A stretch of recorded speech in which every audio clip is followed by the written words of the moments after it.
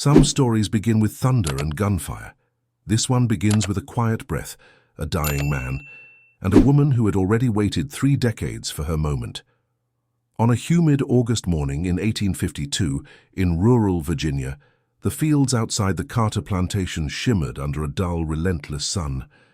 Cicadas screamed from the trees, and the air tasted of dust, sweat, and the faint metallic scent of something ending.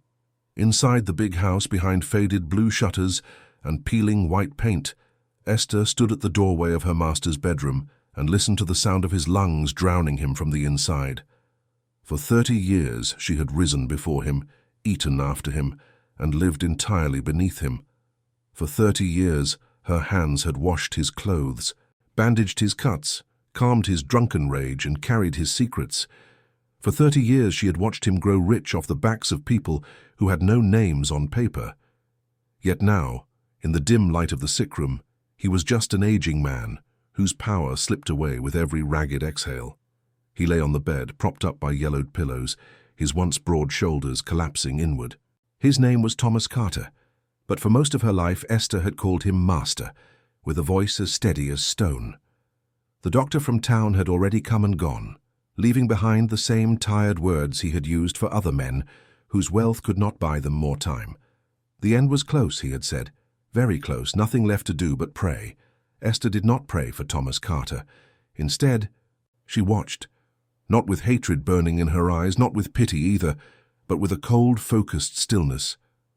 She watched his chest rise and fall. She watched his fingers twitch against the sheets, as if still trying to grasp something he could no longer hold: land, money, people. She watched, and in that silence, she allowed herself to think of something dangerous, something she had never dared to shape fully in her mind. She thought of what would happen after.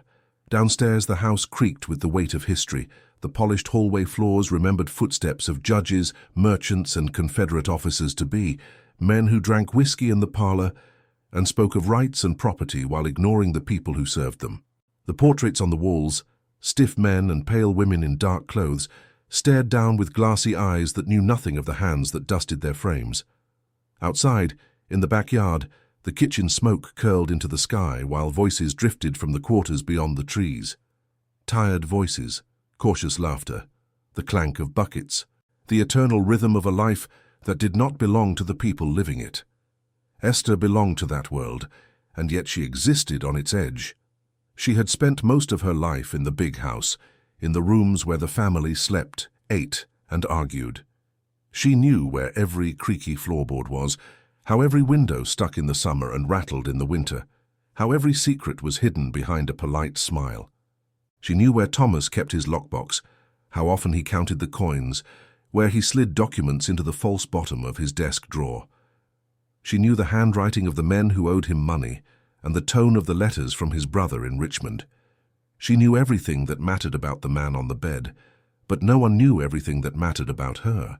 The others saw Esther as the quiet woman who moved like a shadow through the house, who rarely raised her voice, who always seemed to know what needed to be done before anyone asked. They saw the surface, the worn dress, the calloused hands, the tired eyes. They did not see the way she watched, measured, and remembered. They did not hear the promises she made to herself in the dead of night, when the house slept, and only the crickets kept her company. In those hours, Esther would sit by the tiny window of the small room off the kitchen where she slept, staring out at the faint outline of the fields.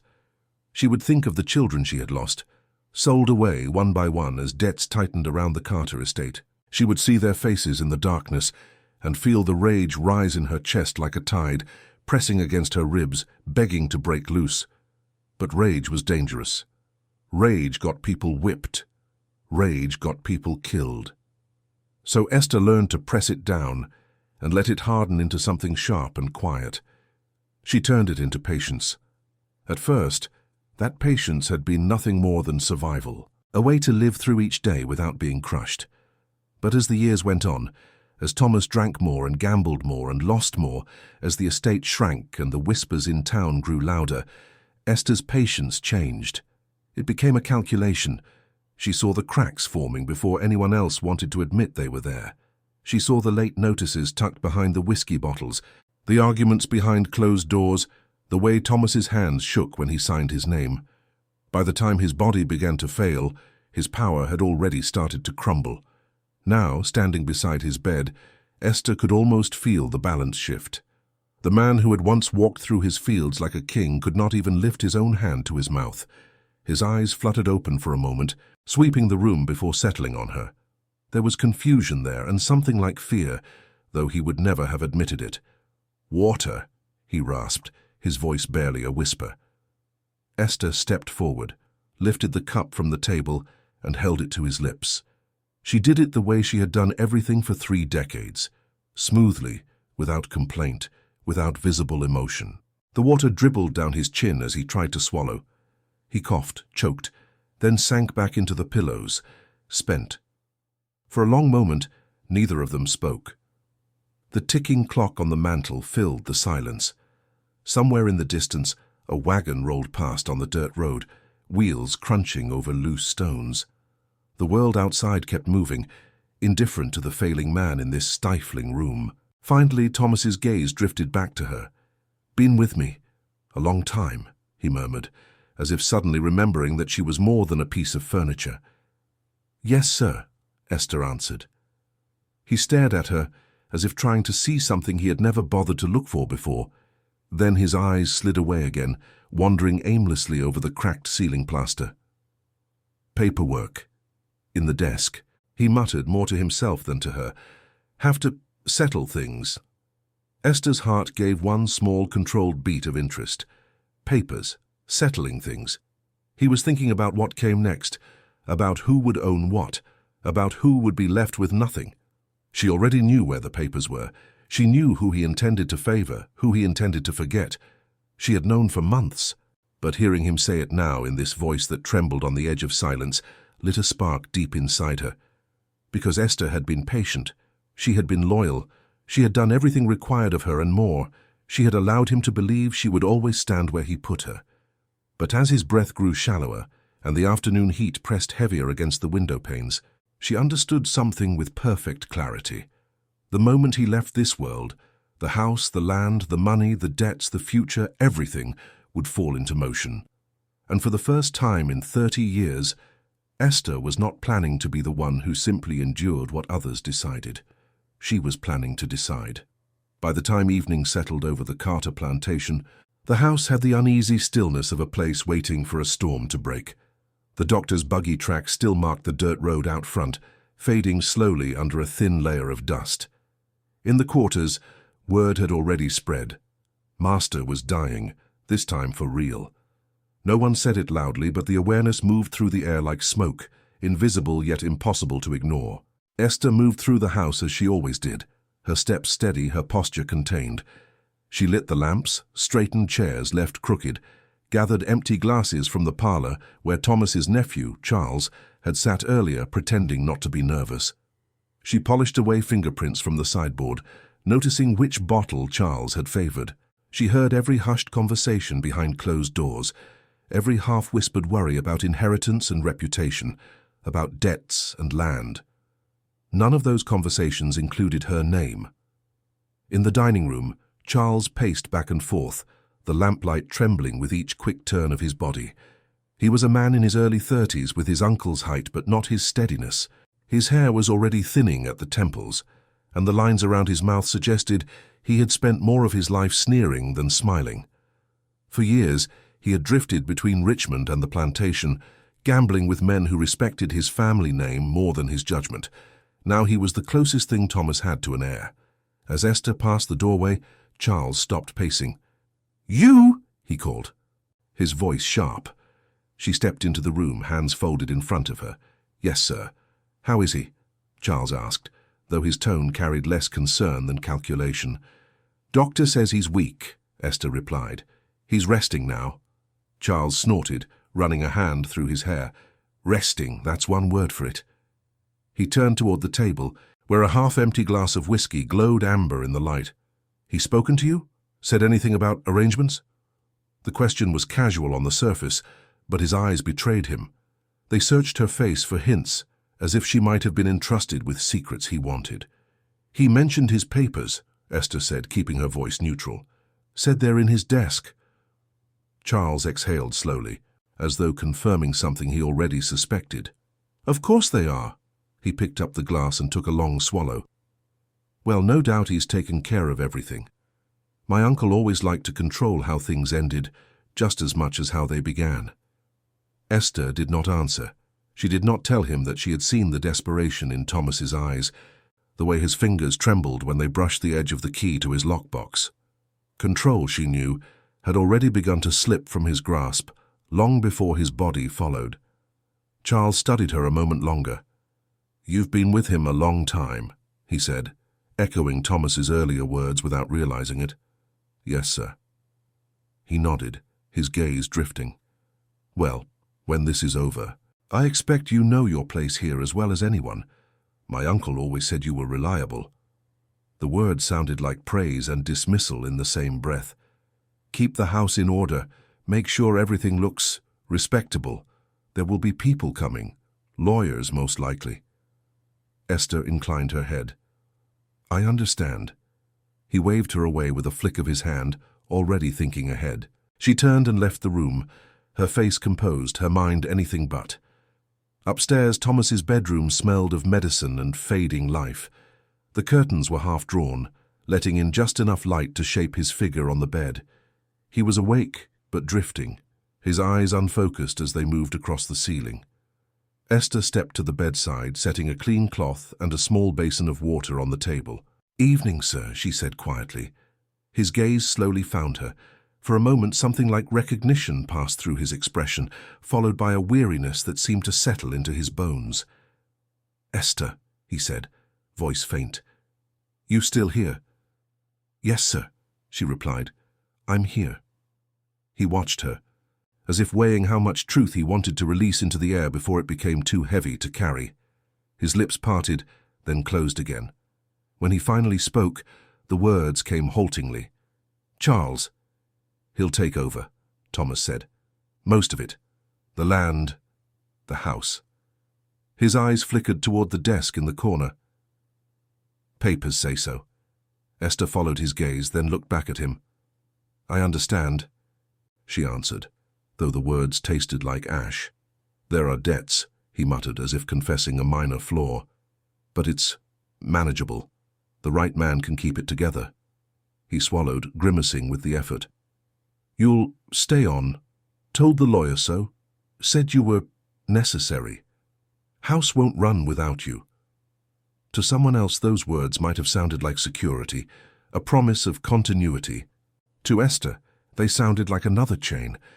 Another 30 years of making everything run so that other people could live comfortably on the surface of a world she kept from falling apart. She dipped the cloth into the water and pressed it gently to his forehead. "Thank you, sir," she said, because that was what he expected to hear. His eyelids fluttered. "Loyal," he murmured. "Always loyal." He sighed, a long, uneven breath that seemed to deflate him. "You've done well, Esther, better than most. I know that." The unexpected softness in his voice cut against the hard edges of her resolve, but only for a moment. Kind words whispered at the end of a life did not erase 30 years of ownership. They did not bring back the children who had been sold, the husband she had not been allowed to choose, the nights spent stitching his shirts under candlelight while her eyes burned.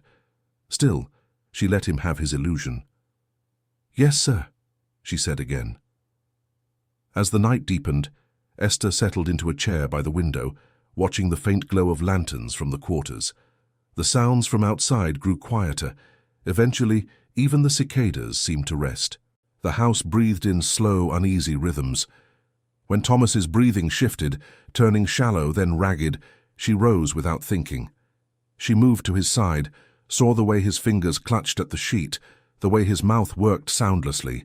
Fear, raw and human, flickered across his face.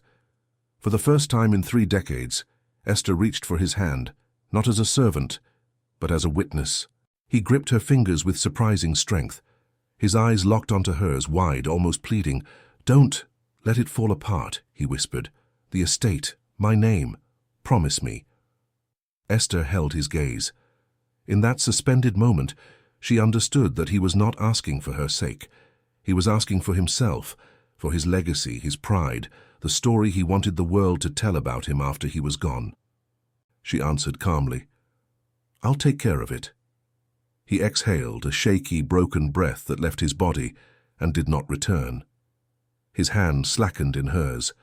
The room, already still, seemed to freeze completely. Esther did not weep. She did not call out. She simply laid his hand gently on his chest, smoothed the sheet, and stepped back. Then she turned toward the desk. The key was where it always was, tucked in the small porcelain dish on the mantelpiece. She had never touched it before. Tonight her fingers closed around it with a steadiness that surprised even her. She crossed the room, slid the key into the lock, and opened the drawer. Inside lay the papers that would decide everything. Deeds, promissory notes, letters from creditors, a will written in a lawyer's careful hand.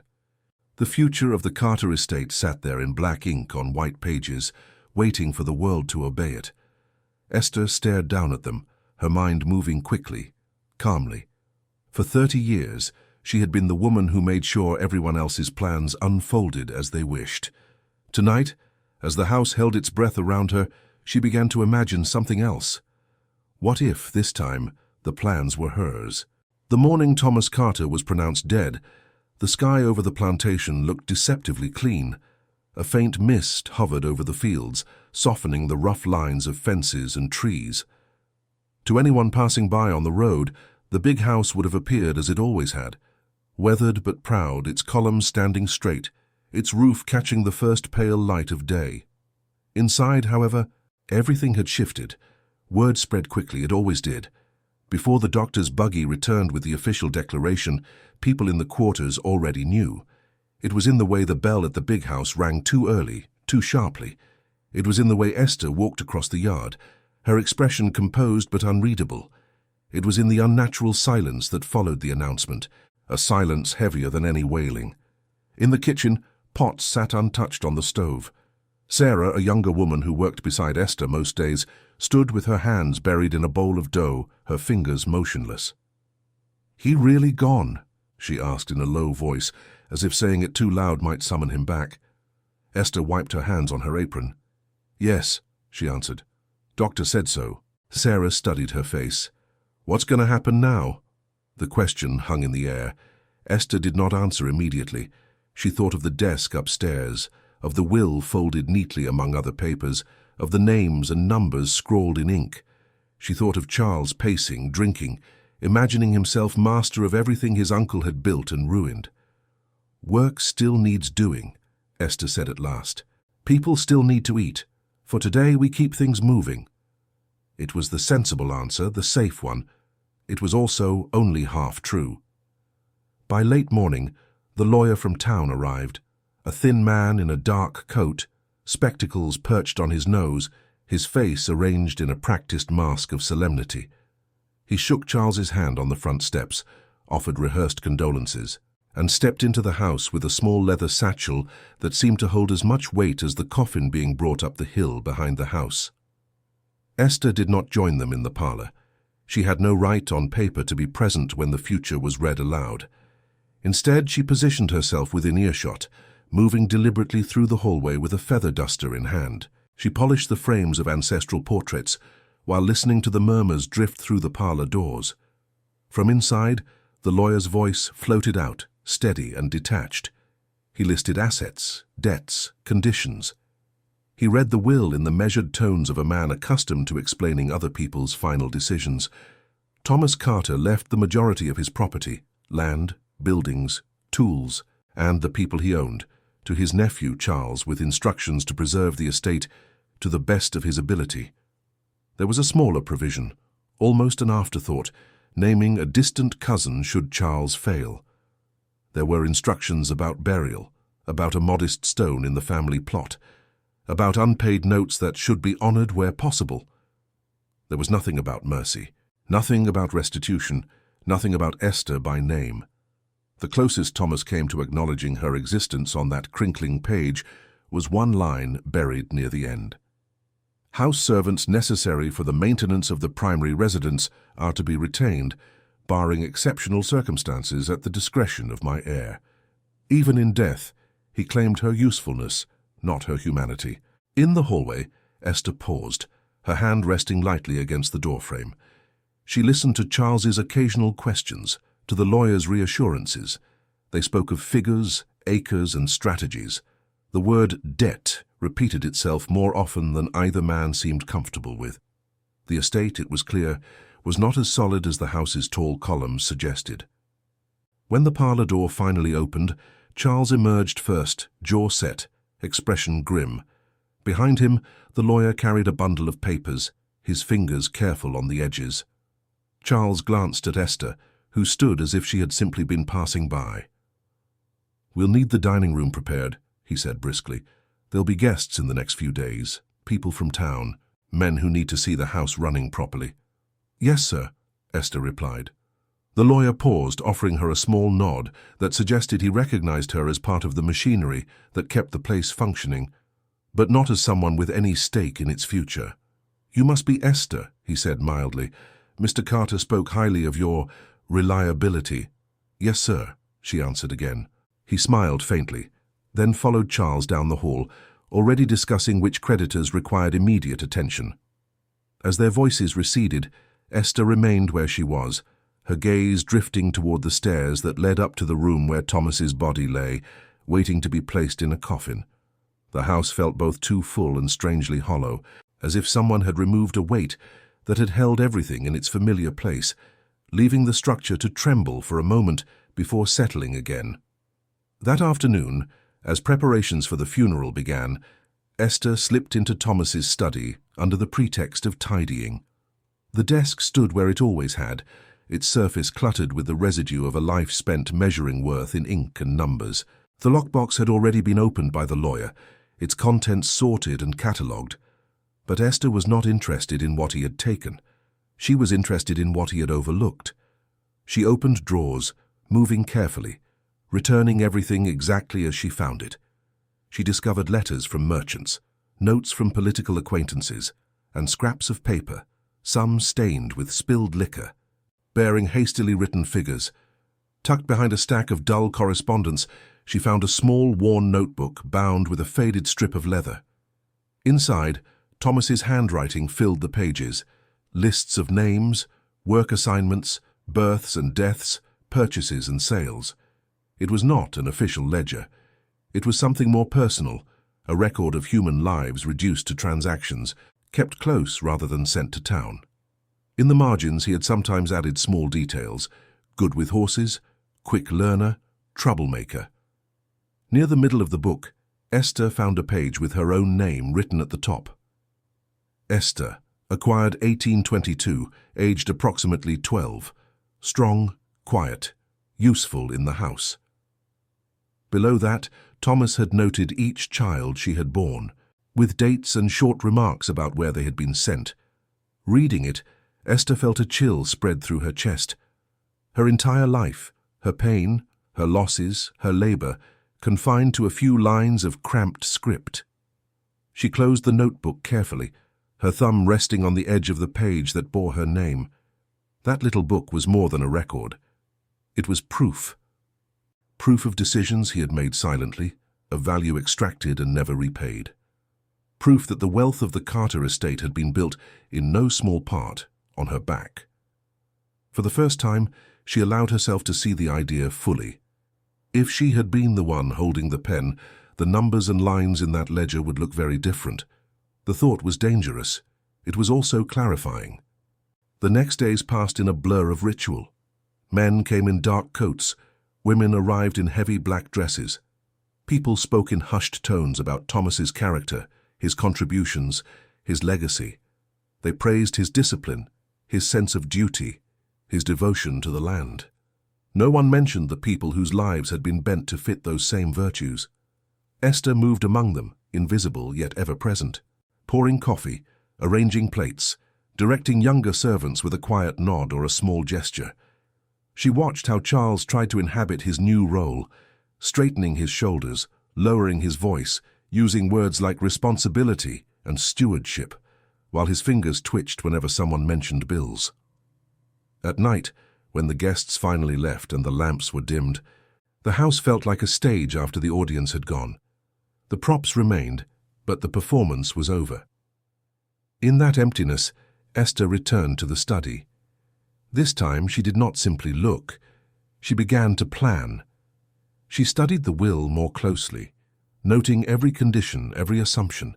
She examined the debt notices, tracing the names of banks and lenders. She followed the chain of obligation outward, from the Carter estate to merchants in town, to larger houses in Richmond, to institutions farther away that knew nothing of the red clay under her fingernails. The estate, she realized, was more fragile than it appeared. One bad harvest, one impatient creditor, one misstep by Charles, and the whole structure could tilt. Fragility, however, was not only a threat, it was an opportunity. Standing in the lamplit silence of the study, the notebook in one hand and the will in the other, Esther understood something that sent a shiver through her. For the first time in her life, the power in the house was not fixed, it was shifting. And if she moved carefully, precisely, invisibly, she might be able to catch some of it before it settled again, this time in her hands. The first sign that Charles Carter was not ready to be master came less than a week after the funeral. It arrived quietly, folded in a plain envelope, delivered by a rider who barely dismounted before handing it to the houseboy at the front steps. On the outside, in a neat, confident script, was the name Mr. Charles Carter. On the inside, waiting like a small storm, was a reminder he could no longer ignore. Esther saw the change in his face as he read it. He stood in the front hall, the morning light slanting through the tall windows, dust motes floating in the air like drifting ash. As his eyes moved down the page, his mouth tightened. His thumb pressed so hard into the paper that it left a faint crease. When he finished, he folded the letter once, then again, as if reducing its size might also reduce its power. He noticed Esther watching from the base of the stairs. "You," he snapped. "Tell the cook we'll be having a guest this evening. Early supper. Set the good silver." "Yes, sir," she replied. "Who will be visiting?" "A man from town," Charles answered curtly. "Bank business, nothing for you to worry about." Nothing for you to worry about. The words told her everything. In the kitchen, as Esther relayed the instructions, Sarah shook her head. "He already in trouble," she murmured, kneading dough with renewed intensity. "Ain't even warmed his seat at the head of the table." "Trouble doesn't wait," Esther said quietly. "It follows what it owns." That evening the man from the bank arrived as the sun dipped low, staining the sky with streaks of orange and red. He was neatly dressed, his coat impeccably pressed, his boots clean despite the dusty road. He introduced himself as Mr. Halford, his tone politely cool, his handshake firm but brief. His eyes, when they swept over the house, saw not history or sentiment but collateral. Esther served them in the dining room, moving with her usual almost invisible efficiency. She poured wine, set plates, cleared dishes. As she moved, she listened. Mr. Halford did not waste time on pleasantries. "Your uncle carried significant obligations," he said between bites, his voice steady. "The bank has been patient, given his age and standing in the community, but patience, as you know, has its limits." Charles straightened in his chair, trying to match the man's professional calm. "The estate is valuable," he replied. "The land alone is worth more than double any outstanding notes." "On paper," Halford agreed. "However, the market can be unpredictable. Crop yields vary. Political winds shift. Our concern is not just the theoretical value of your property, Mr. Carter, but your ability to maintain payments in a timely manner." Esther refilled their glasses, her hand steady even as the words sank in. Political winds, she knew, was a polite way of referring to the growing tension over slavery. The whispers of change that had begun to drift even into quiet places like this. She had heard fragments of those conversations when white men forgot who was in the room. Charles forced a smile. "You have my word, Mr. Halford. The Carter estate will honor its obligations." "A man's word is a beginning," Halford said, "but the bank requires more than that." He reached into his satchel and produced a small stack of papers, sliding them across the table. "These outline the current state of your uncle's accounts, as well as the terms we are prepared to offer moving forward. You will see that the interest has been adjusted to reflect the delayed payments over the last 2 years. Charles's eyes moved quickly over the pages, too quickly. Esther could almost see the numbers swimming in front of him, refusing to settle into something he could truly understand. That seems high, he said finally. It reflects the risk, Halford replied. You will also see that we require a clear accounting of your assets. That includes not only land and structures, but also labor. The pause before the last word was brief, almost imperceptible, but Esther heard it. Labor, bodies, lives, people like her, reduced once again to numbers on a page, to rows in a column, to values that could be increased or diminished with the stroke of a pen.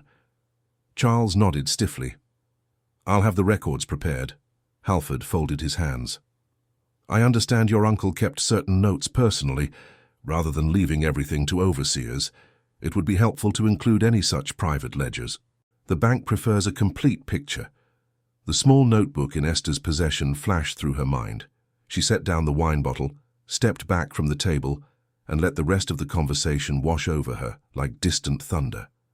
When the meal ended and the men moved to the parlor for brandy, she cleared the dishes with practiced efficiency. She passed close enough to hear Halford say, "There may come a time when selling off certain portions of the estate becomes necessary. A prudent man prepares for such possibilities." Later, after Halford departed with his papers and polite warnings, Charles disappeared into Thomas's study, shutting the door behind him. The house grew quiet, heavy with the unspoken truth that the Carter name, once a shield, had become a weight. In the small room off the kitchen, Esther sat by her window with the notebook open in her lap. The lamplight cast a warm circle around her, leaving the corners of the room in shadow. Her eyes moved slowly across the pages, tracing the history of the estate from a perspective no banker would ever see, the cost not in dollars, but in lives. Every name in the book represented someone who had been forced to stand in fields until their backs ached, to scrub floors until their fingers cracked, to watch as their families were divided for cash. Her own name, written at the top of that single page, anchored the entire ledger in a way Thomas had never intended. She reached the final pages, where Thomas's handwriting grew shakier, his lines less precise. Here the notes were less about people and more about fear. Late notice from bank, one line read. Must speak to Charles. Another page bore the words, if fails, they take everything. They take everything. Esther closed the notebook, her fingers resting on the worn cover. Those words haunted her, not because of what they meant for the Carter legacy, but because of what they revealed about Thomas's deepest terror. He had feared losing his land, his status, his name. He had never considered how much he had already taken from others just to hold on to those things. In that realization, Esther found a strange kind of freedom. If the bank, the markets, and the shifting politics of the time could threaten to strip a white man of everything he owned, then ownership itself was not as unshakable as it seemed. It was vulnerable. It depended on paper, on signatures, on the confidence of other men in faraway rooms. And if something could be taken from a man like Thomas, perhaps, with enough cunning and patience, something could also be taken back. The next morning, when Charles summoned her to the study, she already knew what he would say. Papers were spread across the desk, some bearing the bank's neat letterhead, others covered in Thomas's cramped notes. Charles looked as though he had not slept. His collar was askew, his eyes rimmed with red. "I need help," he said bluntly as she stepped inside. "With the records. You know this house, you know who works where, who does what. My uncle always trusted you with details. I need those details now." It was the first time he had spoken to her as if she were more than a pair of hands. Esther approached the desk, her gaze sweeping over the chaos of documents. "What do you need to know, sir?" "Everything," he replied, gesturing impatiently. "How many people we've got in the house, in the fields, in the barns, what they do, what they're worth if—" He hesitated, then forced the words out. "If we had to sell." The word hung between them like a bad smell. Esther kept her expression neutral. "I can tell you what they do," she said, "what they're capable of. I can't tell you what a banker thinks they're worth." "That's what the ledgers are for," Charles muttered, reaching for a stack of papers. "But some of these are incomplete, outdated. My uncle kept certain things in his head or in that damned little notebook of his." He paused, irritation flickering across his face. "You haven't seen it, have you?" She met his gaze evenly. "No, sir." The lie left her mouth smoothly, without a tremor. She had spent a lifetime learning how to hide dangerous truths behind plain words. Charles sighed. "Fine, we'll work with what we have." He picked up a sheet of paper and a pen. "Start with the house. Names, roles. We'll move out from there." As she began to speak, listing people and tasks, Esther realized that this moment, this dry exercise in accounting, was more powerful than any whip. The way these details were organized, the way they appeared on paper, would shape decisions that could alter lives forever. She could not stop Charles from sending someone to auction if the bank pressed hard enough. But she could influence how the story looked on the page. She could make certain people appear more indispensable than others, group names strategically, emphasize skills that tied them closely to the functioning of the house rather than the fields. Quietly, carefully, she began to do exactly that. She described Sarah as not just a cook, but as someone who knew every preference of the household and could manage supplies with minimal waste. She presented an older man in the stables as the only one who truly understood the temperamental carriage horses. She highlighted the value of specific pairs and small groups, making it seem impractical to separate them. Each word she chose was a small act of resistance, invisible to Charles, but deeply meaningful to those whose fates she was subtly reshaping. When they finished with the house, Charles leaned back, exhausted. "This is a mess," he muttered. "If my uncle had been more responsible." He trailed off, then rubbed his temples. "The bank will want a plan. They'll want to see that I can turn this around." Esther watched him, her mind already 3 steps ahead. "You'll need more than a plan on paper," she said softly. "You'll need the people here to keep things running." He looked at her, frowning. "What are you saying?" "I'm saying," she replied evenly, "that if the estate falls apart, it won't just be because of what the bank does. It will be because of what happens inside these walls. You can't afford chaos here, sir." For a moment, Charles seemed to hear the deeper meaning behind her words. He studied her, then nodded slowly. "Then keep it from falling apart," he said. "Do whatever you've been doing. Just more of it." He thought he was giving an order. In truth, he was granting her something much more valuable: authority without supervision. As she left the study, the notebook hidden safely in her small room, Esther understood that the path ahead would not be simple or quick. It would be a slow, careful movement through the cracks in a failing system. It would require every bit of patience she had honed over 30 years, every observation she had stored away in silence. But for the first time, the goal at the end of that patience was not merely survival. It was the possibility of taking, piece by piece, everything this house had claimed from her, and making it her own. 2 months after Thomas Carter's death, winter settled over the plantation with an unusual harshness. The fields froze, the roads turned to mud mixed with ice, and the big house groaned at night as cold wind pressed against its walls. Inside, Charles struggled to maintain the appearance of control, while the estate continued its slow collapse beneath him. The first crack came when a creditor from Richmond appeared unannounced, demanding payment on a loan Charles did not know existed. The second came when 3 field workers vanished overnight, slipping away into the darkness and leaving behind only empty beds. The third came when Charles discovered that the corn harvest had been quietly sold months earlier by Thomas to cover gambling debts, meaning there was nothing left to trade for desperately needed supplies. Each problem landed on him like a stone, and each time he turned to Esther. "Where did my uncle keep the receipts from last year?" he would ask, his voice edged with panic. "Who knows how to repair the water pump?" Which merchants in town might extend credit? She answered each question with calm precision, offering solutions that kept the household functioning. But she never offered everything. She parceled out information carefully, making herself indispensable while keeping certain knowledge close. The notebook, for instance, remained hidden. The exact location of a small cash reserve Thomas had tucked away in a box beneath a loose floorboard in the attic remained her secret. Piece by piece, she positioned herself at the center of the estate's operations, not through force, but through necessity. By January, Charles was spending more time in town than at the plantation. He returned smelling of whiskey and cigars, muttering about loans, partnerships, and men who promised solutions if he would only sign the right papers. Esther watched him drift further into desperation, watched him make decisions that any sensible man would have questioned. One evening, as snow began to fall, Charles called her into the study. He sat slumped in the chair behind the desk, a half-empty glass in his hand, papers scattered in front of him. "The bank's threatening to foreclose, Khan," he said without preamble. His voice was flat, exhausted. "Halford says if I can't make a significant payment by spring, they'll take the land. Everything." Esther stood in the doorway, her hands folded. "What will you do, sir?" He laughed bitterly. "What can I do? Sell off parcels of land? That weakens the estate. Sell people." He gestured vaguely toward the quarters. "That makes it harder to keep things running.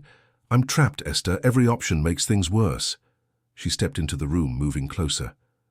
"There might be another way," she said quietly. He looked up, eyes narrowing with interest. "What way?" "There are assets here that aren't in your uncle's ledgers," she replied. "Things he acquired but never properly documented. Small parcels of land, payments owed by neighbors, goods stored in the barn that were traded but never recorded.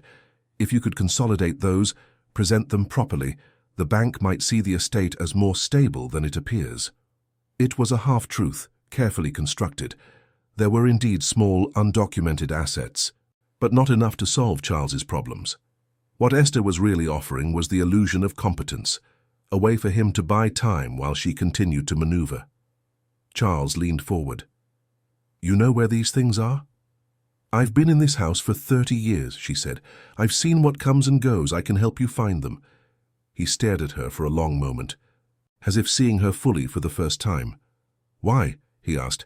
"Why help me?" The question hung between them, sharp and direct. Esther met his gaze without flinching. "Because if this place falls, everyone here falls with it," she answered. "I've spent my life keeping this house standing.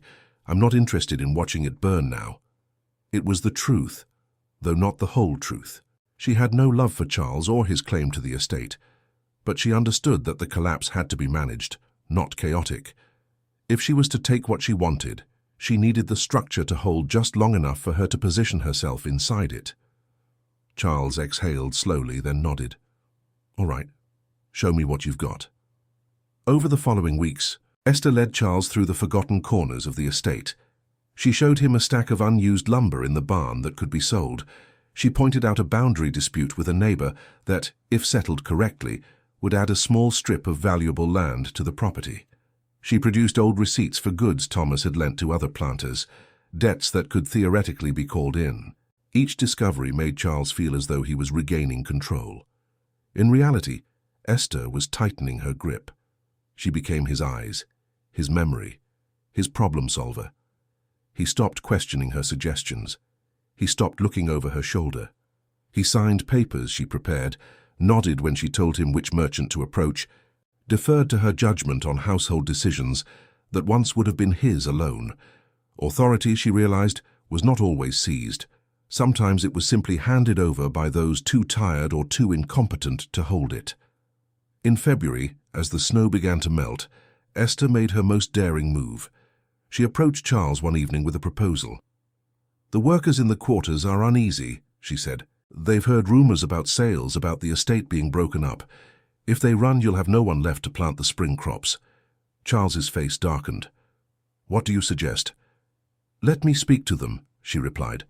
"Let me assure them that their positions are secure, that you have no intention of selling anyone off. It won't cost you anything and it might keep them here." He considered this. "And if they don't believe you?" "They'll believe me," Esther said simply, "because I'm one of them." It was a calculated risk. Charles could have refused, could have seen the danger in giving her that kind of influence. But desperation made men careless, and Charles was desperate. "Fine," he said. "Do what you need to do." That night, Esther gathered the people of the quarters in the largest cabin, where the firelight threw long shadows against the walls. She stood before them, her face calm, her voice steady. "Master Charles is struggling," she said plainly. "The debts are real. The threats from the bank are real, but I've been working to keep things stable." A man near the back spoke up, his tone skeptical. "What's that got to do with us? We're still here, still working. Nothing's changed for us." "It will," Esther replied. "If Charles loses this place, we all get sold off to pay his debts. Scattered, Families split. Everything we've built here, gone. Silence filled the room. But, she continued, if we can hold things together just a little longer, there's a chance things shift in a different direction. What direction? Sarah asked from the front, her arms crossed. Esther looked at her, then at the others. She chose her next words carefully.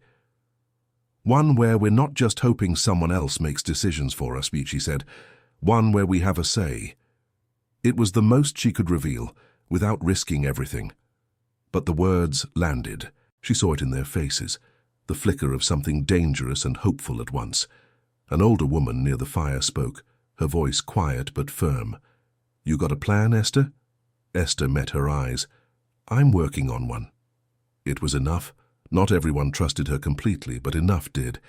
Enough to stay, enough to wait, enough to see what she would do next. As she walked back to the big house under a sky full of cold stars, Esther felt the weight of what she had just done settle on her shoulders. She had crossed a line. She was no longer simply surviving or even maneuvering in secret. She had spoken aloud a possibility that could get her killed if the wrong person heard it, but she had also lit a spark. And in the cold, dark months ahead, that spark would need to grow into something strong enough to burn through 30 years of chains. Spring arrived late that year, struggling through the frost like a wounded animal. When the first green shoots finally appeared in the fields, Charles stood on the front steps of the big house and stared at them as if they were both a promise and a threat. The planting season had come, and with it, the pressure to prove the estate could still produce something worth the bank's patience. Esther watched him from the window, noting the way his shoulders sagged, the way he kept reaching for his flask, even in the morning. She had seen this pattern before, in Thomas's final years. The slow surrender of a man who realized he was not equal to the weight he carried. The difference was that Thomas had lived long enough to pass that weight to someone else. Charles would not be so fortunate. In March, Halford returned with a new proposal. This time he brought a partner, a sharp-eyed man named Greaves, who represented a group of investors from Richmond. They sat in the parlor, speaking in the measured tones of men who had already decided the outcome and were merely waiting for Charles to accept it.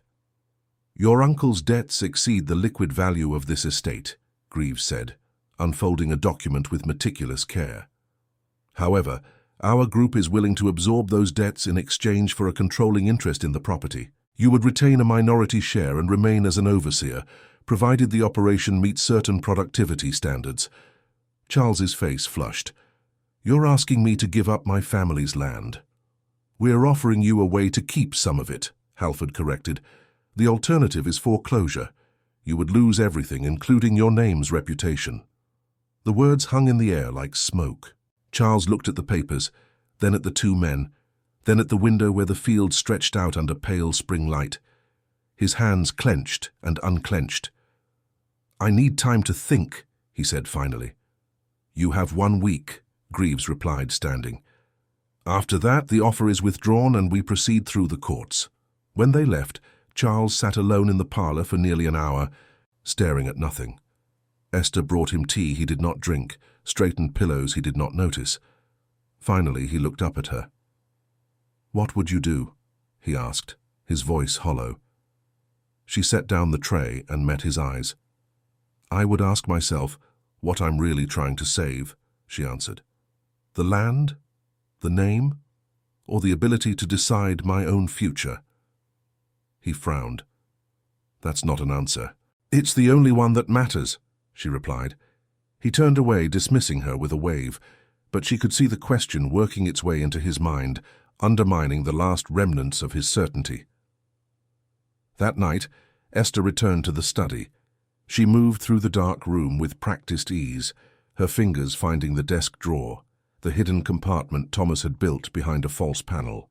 Inside she found what she had been looking for. The original deed to the property, older than the current mortgage, written in faded ink. She unfolded it carefully, her eyes scanning the language. It was dense, full of legal phrasing that looped back on itself, but the core was clear. The land had been granted to Thomas's father decades earlier, with specific conditions about transfer and inheritance. Those conditions had been followed when Thomas inherited it, but there were clauses, small, easily overlooked clauses about debts incurred outside the scope of agricultural necessity and the rights of long-term residents in cases of abandonment or mismanagement. It was not a clear path to ownership, but it was a crack in the wall, wide enough to slip a lever into if handled correctly. She refolded the deed, returned it to its place and stood in the silence, thinking. The bank wanted the land. Greaves and his investors wanted control. Charles wanted to preserve a legacy he had never earned. Everyone was circling the estate like vultures, waiting for it to die so they could pick it clean. But none of them understood the estate the way she did. None of them had kept it alive through the lean years, the bad harvests, the nights when Thomas drank himself into a rage, and the mornings when he could barely stand. None of them had stitched it together with their own hands, day after exhausting day, until the house and the land were as much a part of them as their own bones. If anyone had a right to decide the estate's future, Esther thought, it was not the men with papers and polish. It was the people who had bled for it. The next day she sent word to a man in town, a free black lawyer named Solomon Hayes, who had a reputation for taking on cases no one else would touch. It was dangerous to contact him. If Charles found out, if the wrong person saw them together, it could end in violence. But Esther had spent 30 years calculating risk. This one, she decided, was worth taking. They met at dusk, in a small clearing beyond the edge of the plantation, where the trees grew thick enough to hide them from passing eyes. Hayes arrived on foot, carrying a worn leather satchel, his face calm and unreadable. "You're taking a chance being here," he said quietly. "So are you," Esther replied. He studied her for a moment, then nodded. "What do you need?" She told him everything. The debts, the foreclosure, the investors circling, the deed with its buried clauses. She spoke quickly, efficiently, knowing they had little time.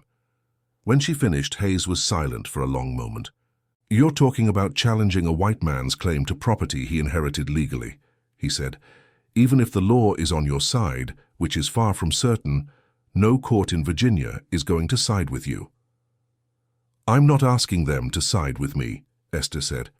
"I'm asking them to side with the law, and I'm asking for enough time to make Charles's claim collapse on its own." Hayes tilted his head, intrigued. "You think you can do that?" "He's already halfway there," she replied. "He just needs a push." Hayes considered this, then slowly began to nod. "It's risky. It's nearly impossible, but I've seen stranger things happen." He opened his satchel and pulled out a blank sheet of paper. "If I'm going to help you, I need documentation. Everything you know about the estate's finances, the debts, the undocumented transactions. I need proof of your role in maintaining the property. Witnesses, if possible." Esther thought of the people in the quarters, of Sarah and the others who had stood in that fire-lit cabin and listened to her speak of a different future. "I can get you what you need," she said. "Then we move carefully," Hayes replied, "one step at a time. If this goes wrong, you won't just lose the case. You'll lose your life." "I know," Esther said, "but I've already lost 30 years. I'm not losing the rest." They parted as the last light faded from the sky, Esther returning to the big house and Hayes disappearing into the twilight. Back in her small room, Esther sat by the window and allowed herself, for the first time in weeks, to feel the full weight of what she was attempting. It was audacious. It was dangerous. It went against every rule she had been taught since childhood. But it was also, she realized, the only thing that made sense. She had spent her entire life building value for other people. She had made the Carter estate profitable, livable, functional. Her labor, her intelligence, her endurance had kept it standing when weaker hands would have let it fall. If the law said that value belonged entirely to the men who held the deeds, then the law was a lie. And lies, Esther had learned, could be dismantled. Over the following weeks, she worked in two worlds. In one, she continued to serve Charles, offering advice, smoothing conflicts, maintaining the illusion of loyalty. In the other, she gathered proof, receipts, letters, work records, testimonies from those willing to risk speaking. She documented every instance of Thomas's mismanagement, every debt incurred through gambling or excess, every decision that had weakened the estate. She showed how her own labor had compensated, how her knowledge had salvaged what should have been lost. Slowly, methodically, She built a case not just against Charles, but against the entire system that claimed to justify his ownership. It was painstaking work. It was terrifying work. But with every piece of evidence she gathered, with every quiet conversation with Hayes, with every night spent writing by candlelight, Esther felt something shift inside her. For the first time in her life, she was not simply enduring. She was fighting. And when Charles finally signed the investors' papers in a moment of drunken despair, handing over control of the estate to men he barely knew, Esther was ready. She had spent 30 years learning how power worked in the world of white men with money and legal papers. Now, she was going to teach them how power worked when the people they had ignored finally decided to take it back. The morning Charles signed the estate over to the investors, the air in the house felt different. It was as if the walls themselves understood that something fundamental had changed. Greaves and his partners arrived early, their boots loud on the wooden floors, their voices carrying the confidence of men who had just acquired something valuable. Charles sat at the desk in the study, his hand shaking slightly as he signed page after page. Esther stood in the hallway, watching through the half-open door. She saw the moment his pen lifted from the final signature, saw the way he slumped back in his chair, as if a great weight had been removed, or perhaps as if he had finally accepted that he had been carrying nothing but air all along. When the men left, taking their documents with them, Charles remained at the desk. He did not call for her. He did not call for anyone. He simply sat there, staring at the empty surface where the papers had been, as if expecting them to reappear and tell him it had all been a mistake. Esther did not disturb him. Instead, she went to the quarters. The news had already spread. It always did.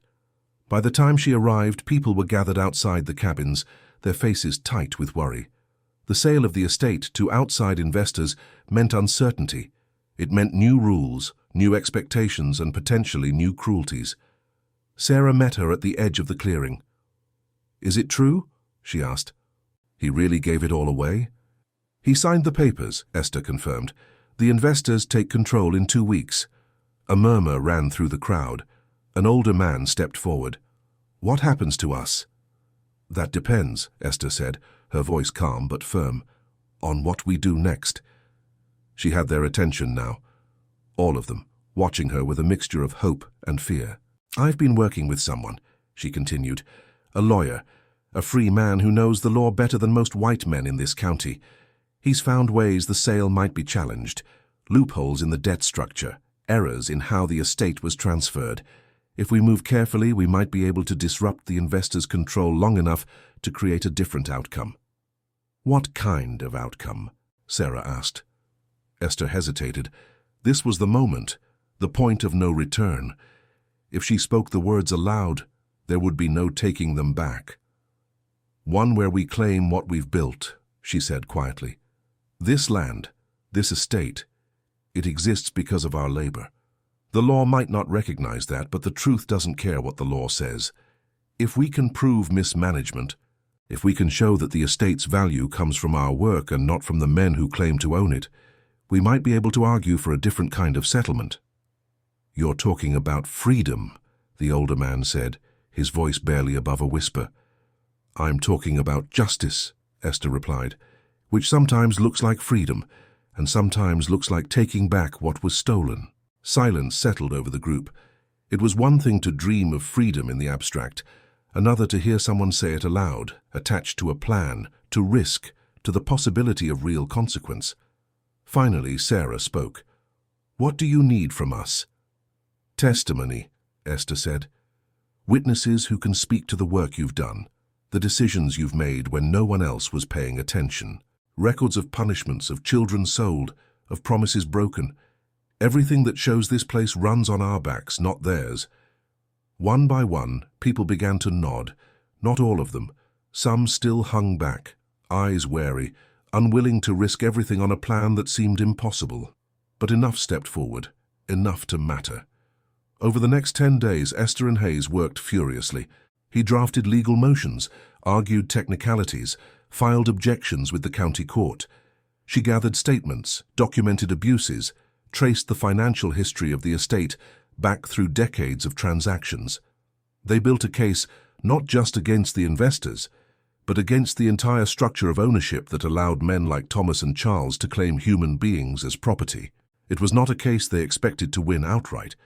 Virginia law in 1852 was not designed to liberate enslaved people or recognize their labor as deserving compensation. But Hayes had found something else, a procedural angle. The investors, in their eagerness to seize the estate, had rushed the paperwork. They had failed to properly account for outstanding claims against the property, small debts, unresolved disputes, lingering contracts. Hayes filed motions to halt the transfer until those claims were settled. It was a delaying tactic, but it bought time, and time, Esther knew, was everything. While the legal maneuvering unfolded in town, the estate itself began to unravel. The investors, furious at the delays, refused to pay for upkeep or supplies until they had full control. Charles, stripped of authority but not yet relieved of responsibility, had no money to maintain the property. The fields went unplanted, the tools went unrepaired. The house, once a symbol of order, began to sag under the weight of neglect. Esther watched it happen with a strange sense of clarity. The estate was dying, but it was a necessary death. The old structure had to collapse completely before something new could be built.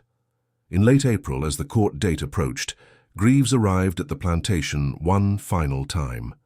He did not come alone. He brought 2 men with him, rough-looking individuals who carried the unmistakable air of enforcers. They stood in the front hall, boots muddied, faces hard. "I'm done waiting," Greaves said, his voice cold. "The court can take as long as it wants. I'm claiming this property now." Charles, who had been upstairs, appeared on the landing. "You can't do that," he said weakly. "The paperwork isn't finalized." "The paperwork is a formality," Greaves replied. "I've paid your debts. I own this place in everything but name, and I'm not going to let some illiterate—" He caught himself, his eyes flicking toward Esther, who stood near the doorway. "I'm not going to let legal tricks keep me from what's mine." Esther stepped forward. "This estate is in dispute," she said, her voice steady. "You have no legal right to enter it by force." Greaves turned to her, his expression a mixture of disbelief and contempt. "You think you have a say in this?" "I think the law does," she replied, "and the law says you wait."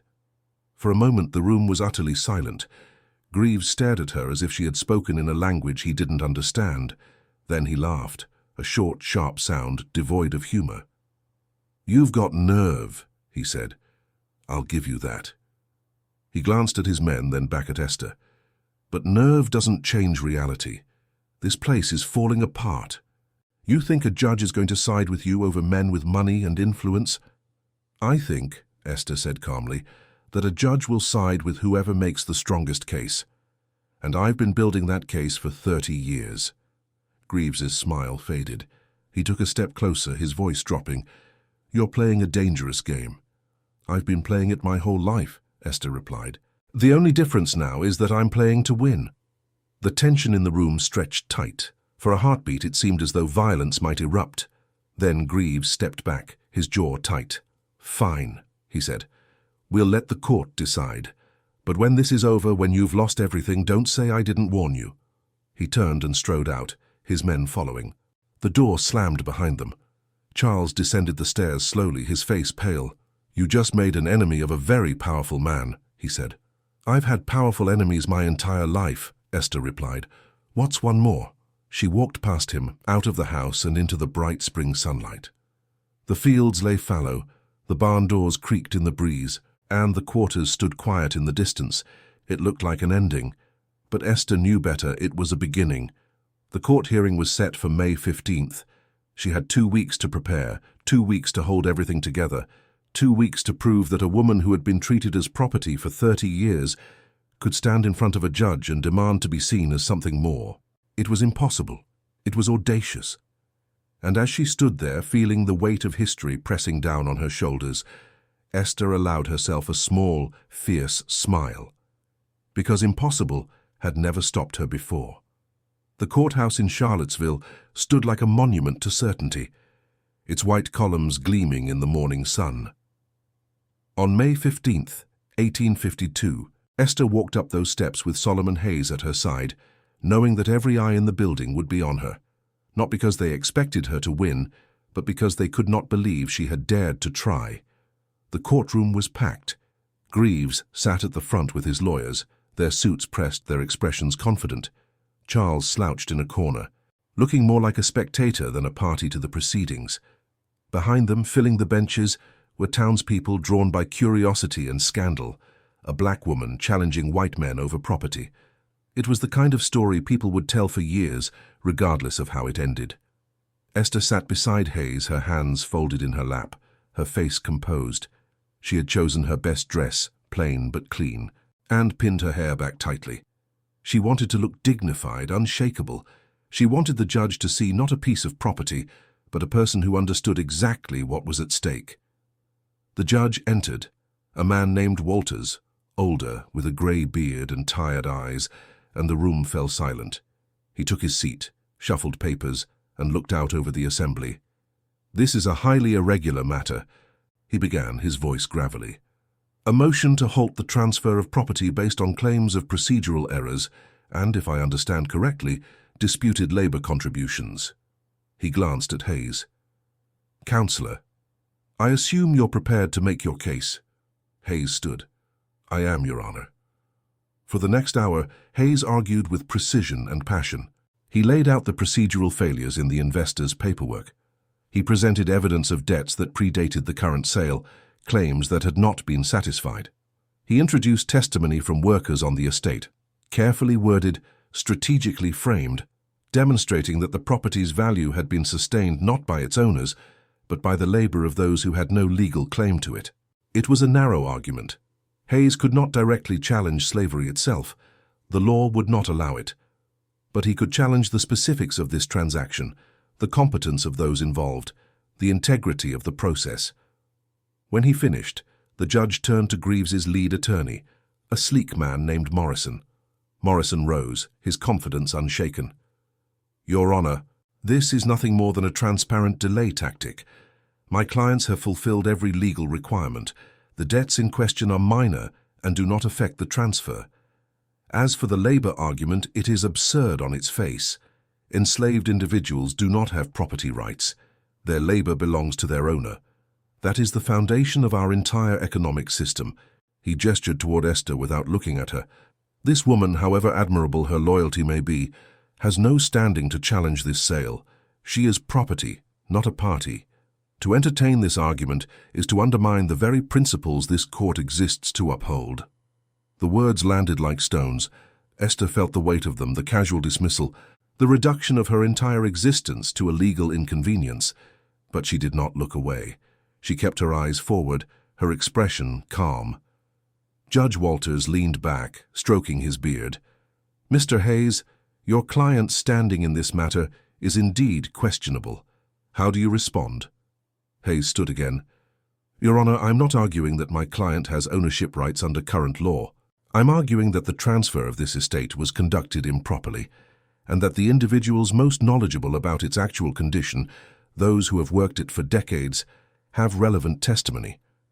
If the court wishes to determine whether the estate's value has been accurately represented, it must hear from those who sustained that value." It was a careful dance, using legal procedure to slip a larger truth into the room. The judge considered this, his gaze moving between Hayes and Morrison, then finally settling on Esther. "You've been on this estate how long?" he asked her directly. She stood. 30 years, Your Honor. And you claim to have knowledge of its operations that the current and former owners did not." "I claim to have kept it functioning when they could not," she replied, her voice steady. "I know where every tool is stored, which fields produce best, how to manage the household on minimal resources. I know the estate's worth because I created most of it." A murmur ran through the courtroom. Morrison stood quickly. "Your Honor, this is highly inappropriate. She should not be—" "She's answering my question," Walters interrupted, his tone sharp. "Sit down, Counselor." Morrison sat, his face tight with frustration. Walters looked at Esther for a long moment. "You understand," he said slowly, "that what you're suggesting, that your labor entitles you to some claim on this property, is not supported by law." I understand that, Your Honor, Esther replied. I also understand that the law has been wrong before. The room went utterly silent. Walters's expression shifted, something unreadable passing across his face. He glanced down at the papers in front of him, then back up. This court, he said carefully, is bound by the laws of Virginia and the United States. I cannot rule based on moral philosophy or personal belief. However, he paused, choosing his words, I can rule based on whether a transaction was conducted properly, and I am not convinced that this one was. Morrison shot to his feet. Your Honor! Walters raised a hand. The procedural issues Mr. Hayes has raised are legitimate. The estate's debts were not fully disclosed. The valuation was conducted hastily, and most significantly, the transfer was initiated while the previous owner was not of sound mind, as evidenced by his own physician's testimony regarding his health in the months before his death. He looked directly at Greaves. I am halting this transfer pending a full audit of the estate's finances and a proper accounting of all claims against it. That process will take time, likely several months. Greaves's face went red. This is outrageous. This is the law, Walters replied coldly. If you conducted your business properly, you have nothing to worry about. If you did not, then the delay is warranted. He gathered his papers. Court is adjourned. The gavel struck and chaos erupted. Greaves was on his feet, shouting at his lawyers. Morrison was already pushing through the crowd, demanding immediate appeals. Charles sat motionless, staring at nothing. And Esther, still standing beside Hayes, felt something fierce and bright ignite in her chest. They had not won, not yet, but they had not lost either. As they left the courthouse, Hayes turned to her. You know this only buys us time, he said quietly. The audit might still go their way. And even if it doesn't, even if we expose every error they made, the law will not give you ownership of that estate. I know, Esther replied. Then what's your endgame? He asked. She looked back at the courthouse, at the columns that had stood for so long as symbols of a system that claimed to be unchangeable. The estate is dying, she said. Charles can't save it. The investors won't be able to either, not if the audit drags on and they can't plant or harvest. By the time this is over, the property will be worth so little that no one will want it. Hayes's eyes widened. You're trying to collapse its value entirely.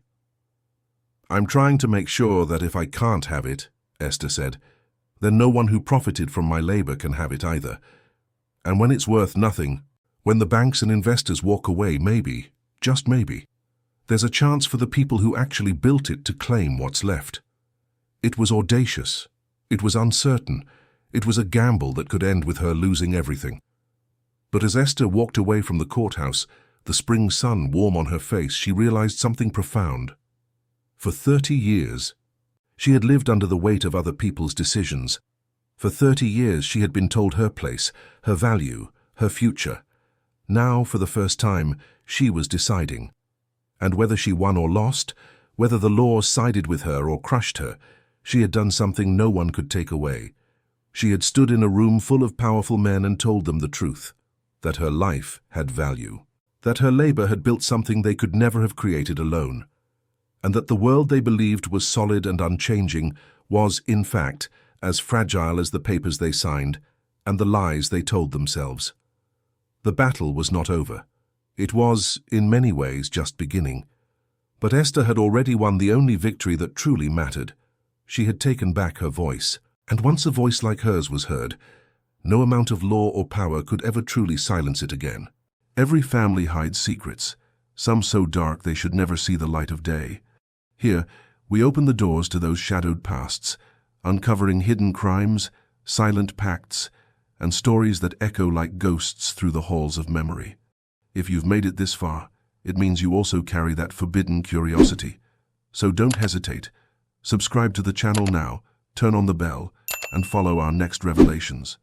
Because every day, new secrets emerge, and only those who dare to face the truth remain to hear them.